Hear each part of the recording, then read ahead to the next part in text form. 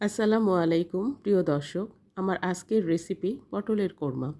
এটা ভাত, পোলাও, রুটি, পরোটা সব কিছুর সাথে খেতে খুব ভালো হয়। তো চলুন শুরু করা যাক ঘরে থাকা খুব সাধারণ উপকরণ দিয়ে পটলের কোরমা। পটলের কোরমা তৈরি করার জন্য এখানে আমি হাফ কেজি পটল এভাবে খোসা ছাড়িয়ে পটলের গায়ে এভাবে দাগ কেটে নিয়েছি, যাতে করে পটলের মধ্যে সব মশলা ভালো করে ঢুকতে পারে। পটলগুলো আগে থেকেই ভালো করে পরিষ্কার করে রাখা ছিল। এখন আমি পটলগুলোকে লবণ হলুদ দিয়ে ভালো করে 10 মিনিটের জন্য মেখে একটা সাইডে রেখে দিচ্ছি। এখন আমি একটা মশলা রেডি করে নেব। তার জন্য একটা বাটিতে 1 চা চামচ পরিমাণ আদা বাটা, হাফ চা চামচ পরিমাণ হলুদের গুঁড়া, হাফ চা চামচ পরিমাণ মরিচের গুঁড়া, হাফ চা চামচ পরিমাণ ধনিয়ার গুঁড়া আর কিছুটা পানি দিয়ে গুলে মশলা রেডি করে নেব। মশলাটা রেডি হয়ে গেল, একটা সাইডে রেখে দিচ্ছি। এবার চুলায় একটা পাত্র দিয়ে তাতে বেশ কিছু পরিমাণ সয়াবিন তেল দিয়ে ভালো করে গরম করে নিচ্ছি। তেলটা গরম হয়ে গেলে তাতে পটলগুলো দিয়ে নেড়ে চেড়ে হালকা লাল লাল করে ভেজে নিব।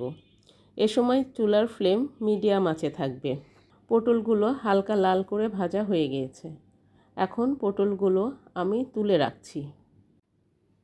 এই তেলেই এখন 3টা ছোট এলাচ, 2 টুকরো দারচিনি দিয়ে কিছুক্ষণ নাড়াচাড়া করে এর মধ্যে 2টা পেঁয়াজ কুচি দিয়ে দিচ্ছি।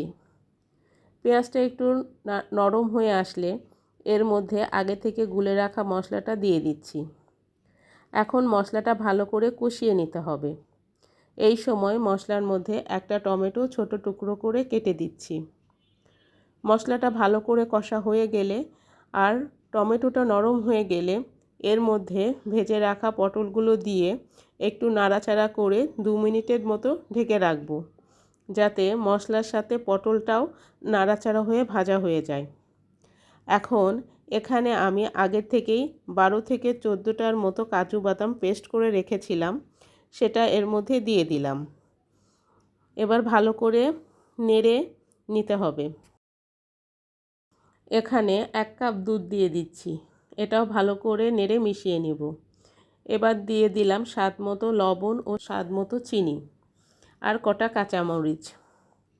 ভালো করে মিশিয়ে নিয়ে ঢাকনা দিয়ে ঢেকে দেব পটলটা সেদ্ধ হয়ে আসা পর্যন্ত। এই সময় চুলার ফ্লেম মিডিয়াম টু লো এর মাঝামাঝি থাকবে। এখন আমি আপনাদেরকে 7 মিনিট পরে ঢাকনা খুলে দেখাচ্ছি। দেখুন গ্রেভিটা অনেকটা ঘন হয়ে এসেছে। এখন এর মধ্যে আমি দিয়ে দিলাম সামান্য গরম মশলার গুঁড়ো ও 1 চা চামচ পরিমাণ ঘি আর গরম মশলা নেড়ে চেড়ে মিশিয়ে 2 মিনিটের মধ্যে ঢেকে রেখে দিলেই তৈরি হয়ে যাবে খুবই মজাদার পটলের কোরমা। রেসিপিটা ভালো লাগলে একটা লাইক, কমেন্ট ও শেয়ার করবেন।